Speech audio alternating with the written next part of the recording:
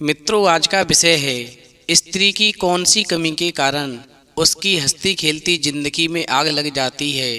एक बार माता पार्वती भगवान शिव से कहती हैं, प्रभु मैं ये जानना चाहती हूँ कौन सी स्त्री का जीवन बर्बाद हो जाता है, उसकी हंसती खेलती जिंदगी में आग लग जाती है। फिर भगवान शिव कहते हैं, पार्वती मैं तुम्हें एक छोटी सी कहानी सुनाता हूँ, फिर तुम्हारी समझ में सब ठीक से आ जाएगा कि कौन सी स्त्री का जीवन पूरी तरह से बर्बाद हो जाता है और उसके जीवन में कभी सुख नहीं रहता। तो मित्रों, कहानी शुरू करने से पहले मेरा आप सभी से अनुरोध है कि आप हमारी कहानी में खो जाएं। उससे पहले हमारे चैनल को सब्सक्राइब करके बेल आइकन अवश्य दबा लें, जिससे हमारी हर वीडियो का नोटिफिकेशन सबसे पहले आप तक पहुंच सके और आप हमारी हर वीडियो से प्राप्त ज्ञान का अपने जीवन में लाभ उठा सकें। तो आइए कहानी शुरू करते हैं। भगवान शिव कहते हैं, पार्वती प्राचीन समय की बात है। एक बार एक आदमी कहीं जा रहा था तो उसे रास्ते में दो सांप लड़ते हुए मिल गए। वो आदमी उन सांपों के पास गया तो उसने देखा कि उनमें से एक सांप की लड़ते लड़ते बहुत ही बुरी हालत हो गई थी। वहीं उस आदमी को उस घायल सांप पर बहुत दया आई, सो उसने एक डंडी उठाई और उन दोनों लड़ते हुए सांपों को अलग अलग कर दिया। फिर उसने बड़े वाले सांप को धमकी दी तो वो वहाँ से बड़ी तेजी से भाग गया। फिर उसने दूसरे सांप को डंडी से छूकर देखा कि अभी ये सांप जिंदा है कि नहीं, मगर भगवान का लाख लाख धन्यवाद कि अभी भी वो सांप जिंदा था। वहीं सांप कहने लगा, बहुत बहुत धन्यवाद आदमी, अगर तुम यहाँ पर ना आते तो अब तक तो मैं मर ही गया होता। तुमने मेरी जान बचाई है, तुमने मेरे ऊपर बहुत बड़ा उपकार किया है और मैं तुम्हारे इस उपकार का बदला चुकाने के लिए तुम्हें एक ऐसी शक्ति देता हूँ। इस शक्ति को प्राप्त करने के बाद में तुम सभी जीव जंतुओं की भाषा को समझ सकोगे कि जीव जंतु आपस में क्या बात करते हैं। वहीं आदमी कहने लगा, क्या तुम सच में कहते हो? क्या मुझे ऐसी शक्ति मिल सकती है जो मैं जीव जंतुओं की भाषा पहचान सकूं, उन्हें समझ सकूं? तो सांप कहने लगा, हाँ बिल्कुल, तुम वो सब जान सकोगे जो मच्छर, चूहा और गाय आदि जानवर बात करेंगे। पर इतना ध्यान रखना, ये बात तुम किसी से मत कहना। यदि ये बात तुमने कभी किसी को बताई तो उसी समय तुम्हारी मृत्यु हो जाएगी। भगवान शिव कहते हैं, पार्वती इस प्रकार ऐसी शक्ति पाकर के वो आदमी बहुत खुश हो गया। इस प्रकार दोनों ने एक दूसरे को प्यार से विदा कहा और अपने अपने रास्ते चले गए। वहीं शाम होने से पहले उस आदमी ने अपने सारे दरवाजे और खिड़कियां बंद कर लिए और सोने के लिए बिस्तर पर लेट गया। तभी कुछ देर के बाद में एक मच्छर दरवाजे से अंदर आने की कोशिश करने लगा। जब वहां से उसको अंदर आने का रास्ता नहीं मिला तो मच्छर जो था खिड़की के पास गया, पर वहां भी मच्छर को अंदर आने की कोई जगह नहीं मिली। तो मच्छर गुस्से में आकर के बहुत जोर से भिनभिनाने लगा और कहने लगा, सत्यानाश हो इस जगह का, ये घर तो ताबूत की तरह से कसकर बंद है, अब मैं इसके अंदर कैसे घुसूं? उधर घर के अंदर उस आदमी ने जब मच्छर की ये बात सुनी तो उसको हंसी आ गई। इधर तो आदमी की हंसी निकली और उधर तब तक उसकी पत्नी भी आ गई। वहीं पत्नी पूछने लगी, तुम क्यों हंस रहे हो? आखिरकार बात क्या है? वहीं वो अपनी दूसरी हंसी को रोकते हुए आदमी कहने लगा, कुछ नहीं कुछ नहीं, और फिर ऐसा कहकर के वो दोनों सो गए। वहीं कुछ देर के बाद में एक चूहे ने उसके घर में घुसने की कोशिश की। वहीं चूहे ने भी घर का दरवाज़ा और खिड़कियां देखीं, पर उसको भी वो घुसने के लिए नामुमकिन लगीं। वहीं चूहे ने थोड़ी देर तो सोचा, पर वो सीधा छत की तरफ भागकर गया और वहाँ उसको तख्तों के बीच में घर में घुसने की एक छोटी सी जगह मिल गई, सो वो वहाँ से घर में घुस गया। वहीं चूहे ने खाने वाली चीज़ के लिए उस आदमी के घर के सारे कमरे छान मारे। उसके लिए उसने इधर चीज़ें गिराईं, उधर चीज़ें गिराईं, पर उसको खाने वाली चीज़ कहीं पर नहीं मिली। फिर तो ऐसा देख कर के वो चूहा जो था गुस्से में चिल्लाने लगा और कहने लगा, सत्यानाश हो इस घर का, ये किस तरह का घर है? मुझे यहाँ पर खाने के लिए किसी भी चीज़ का एक भी जरा सा टुकड़ा नहीं मिला। उधर बिस्तर में लेटे हुए उस आदमी ने जब चूहे की बात सुनी तो वो फिर से बहुत जोर से हंस पड़ा। वहीं पति को हंसता हुआ देख कर के उसकी पत्नी फिर कहने लगी, अब क्या हुआ?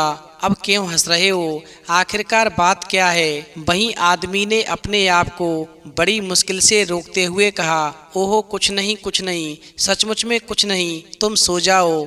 भगवान शिव कहते हैं, पार्वती, इस प्रकार रात गुजर गई और सुबह हो गया। और फिर जैसे वो रोज करता था उसी तरह वो सुबह को भी उन गायों के बाड़े में गया और उनको हरे हरे घास के मैदान में चराने के लिए ले गया। वहीं रास्ते में जब गायें आपस में बातें करती जा रही थीं और वो आदमी बड़े आराम से उन गायों की बातें सुनता हुआ चला जा रहा था, उसके बाद उनके दूध दुहने का समय आया तो उसकी पत्नी बैठने के लिए एक स्टूल और दूध दुहने के लिए एक बाल्टी लेकर आई। वहीं उसकी पत्नी को देखकर के सबसे बड़ी जो गाय थी वो एकदम से रम्हाई और बोली, ओ गायों देखो जरा, ये स्त्री हमारा दूध चुराने आ गई। और फिर ऐसा सुनकर के वो आदमी जो था एकदम से जोर से हंस पड़ा। वहीं इस बार उसकी पत्नी को बहुत तेजी से गुस्सा आ गया और कहने लगी, तुम फिर हंस रहे हो, आखिरकार बात क्या है?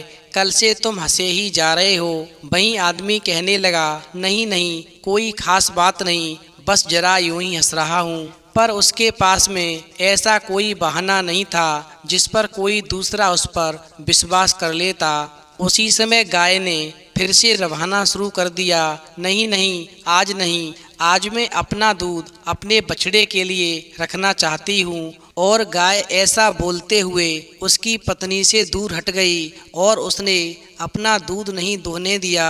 वहीं वो आदमी जो था गाय की बात को फिर से समझ गया और एकदम से फिर से जोर से हंसने लगा।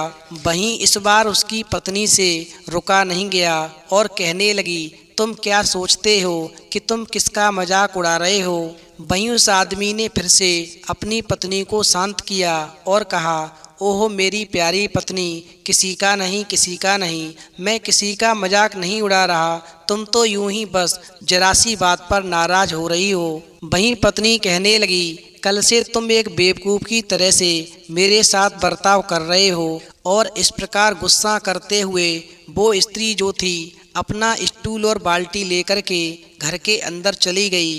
वहीं शाम को जब स्त्री फिर से गायों को दोहने के लिए आई तो वो बहुत थोड़ा दूध ही दोह पाई कि वो अपने पति से बोली, देखना ये गायें मुझे दूध ही नहीं दोहने दे रहीं। वहीं गाय कहने लगी, क्या तुम ये दूध मेरे बछड़े को पिलाने के लिए लेकर जा रही हो? फिर तो ऐसा सुनकर के वो आदमी हंसते हंसते दोहराई हो गया, एकदम से लोटपोट हो गया।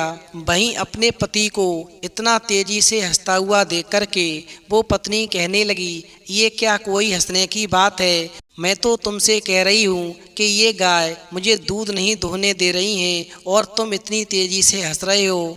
अब मैं समझ गई, तुम मेरा मजाक बना रहे हो, तुम मेरी बिल्कुल भी परवाह नहीं करते।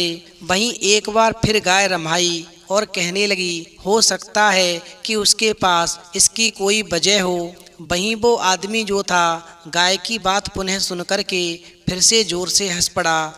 इस बार तो उससे अपनी हंसी रोकी ही नहीं गई। वहीं उसकी पत्नी बोली, अगर तुम्हारा यही ढंग रहेगा तो मैं गांव के अक्लमंद लोगों के पास जाती हूँ और उनसे कहूँगी कि वो रात को हमारे घर आएं, तब मैं उनको अपनी समस्या बताऊंगी और उनसे रिश्ता ख़त्म करवाने की प्रार्थना करूंगी। अब हमारे तुम्हारे बीच में कोई पति पत्नी का रिश्ता नहीं रह पाएगा, क्योंकि मैं समझ चुकी हूँ तुम पूरी तरह से पागल हो चुके हो। और फिर तो पत्नी की बात को सुनकर के वो आदमी जो था बहुत ही जोर से हंस पड़ा कि शायद हंसकर वो अपनी पत्नी को शांत कर सके, पर ऐसा नहीं हुआ।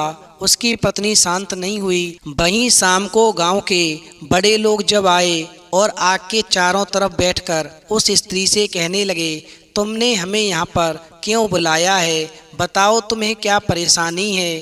तो वो स्त्री कहने लगी, अरे गांव वालों, मेरा पति मेरे ऊपर बिना किसी वजह के हंसता रहता है। हम सोने जाते हैं तब भी हंसता है, जब वो जानवर चराने लेकर जाता है तब भी हंसता है, जब मैं दूध धोती हूँ तब भी हंसता है। मुझे ये सब अच्छा नहीं लगता कि इस तरह से मेरा कोई मजाक बनाए, फिर चाहे वो मेरा पति ही क्यों ना हो। वहीं बड़े लोगों ने एक दूसरे की तरफ देखा और हाँ में सिर हिलाया कि हाँ, ये स्त्री कह तो ठीक ही रही है। और फिर उन्होंने उसके पति से पूछा, क्यों भाई, क्या बात है, हमें बताओ, तुम अपनी पत्नी पर हर समय क्यों हंसते रहते हो। वहीं वो आदमी बोला, नहीं, मैं अपनी पत्नी पर नहीं हंसता। तो वो गांव वाले कहने लगे, यदि तुम अपनी पत्नी पर नहीं हंसते तो फिर तुम किस पर हंसते हो। वहीं वो आदमी कहने लगा, मुझे ये बताने की इजाज़त नहीं है। यदि मैं तुम्हें ये राज की बात बताऊंगा कि मुझे हंसी क्यों आती है तो मेरी मृत्यु हो जाएगी। वहीं गांव वाले कहने लगे, तुम हमें बेवकूफ़ नहीं बना सकते। ये क्या बात हुई कि मुझे ये बताने की इजाज़त नहीं है, और इसमें न बताने की इजाज़त की क्या बात है। बताओ, तुम किस पर हंसते हो। वहीं वो व्यक्ति कहने लगा, अगर मैं थोड़े में कहूँ तो मैं जानवरों पर हंसता हूँ, अपनी पत्नी पर नहीं। वहीं उसकी पत्नी कहने लगी, तुम अपने हंसने का मुझे जल्दी से राज बताओ। यदि तुम्हारी मृत्यु होती है तो हो जाए, मगर मैं राज जानकर रहूंगी। वहीं वो व्यक्ति कहने लगा कि मैं वो राज नहीं बता सकता, चाहे कुछ भी हो जाए। इस पर उन बड़े आदमियों ने फिर एक दूसरे की तरफ देखा और नामे सिर हिलाया। मामला बिल्कुल साफ था कि वो आदमी पागल हो गया था। इसके बाद में वो सभी गांव वाले वहां से एक दूसरे के कमरे में चले गए। उसके बाद वे सब वापस लौटे और बोले, ओ स्त्री, आज से तुम आज़ाद हो। तुमको आज से इस आदमी से अलग किया जाता है, क्योंकि तुम्हारा पति अब पागल हो गया है। क्योंकि कहीं कोई राज की बात बताने से क्या कोई मर जाता है। वहीं जब उस स्त्री ने देखा कि अब मेरे पति के साथ में कोई रिश्ता नहीं रहा, दोनों के जीवन का रिश्ता टूट चुका है, तो पत्नी ऐसा सुनकर के एकदम से रोने लगी। वहीं पति ने उसे फिर से टालम टोल करके समझाना शुरू किया, अब रोने से क्या फ़ायदा, जो होना था सो हो गया। मैंने तुमसे पहले ही मना किया था कि जिद मत करो। जो स्त्री किसी काम की जिद करती है तो उसकी हंसती खेलती जिंदगी में आग लग जाती है। भगवान शिव कहते हैं, पार्वती, इस तरह से उन दोनों की शादी खत्म हो गई।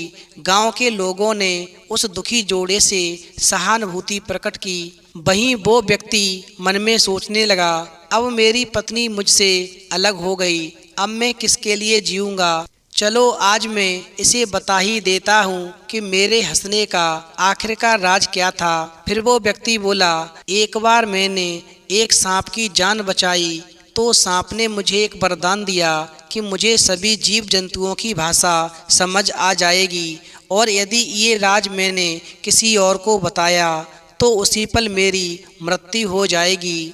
बस इस प्रकार कभी मैं मच्छर की बातों को सुनकर हंसता तो कभी गाय की बातों को सुनकर हंसता, कभी चूहे की बात को सुनकर हंसता, और तुम यही सोचती कि मैं तुम्हारी मजाक उड़ा रहा हूँ। भगवान शिव कहते हैं, पार्वती, इस प्रकार व्यक्ति के इतना कहते ही उसकी मृत्यु हो गई, और उसकी पत्नी जो थी सर पटक पटक कर रोती रही। उसने अपने जीवन में स्वयं आग लगा ली, मात्र एक जिद की खातिर। इसलिए स्त्री को सुखपूर्वक जीवन यापन करने के लिए कभी अपने पति से किसी भी काम की जिद नहीं करनी चाहिए। वहीं कहानी सुनने के बाद में माता पार्वती कहती हैं, प्रभु, आज की कहानी सुनकर के मेरा मन प्रफुल्लित हो गया। मैं भी आपसे कभी कभी जिद कर बैठती हूँ, आज से मैं भी कभी आपसे जिद नहीं करूँगी।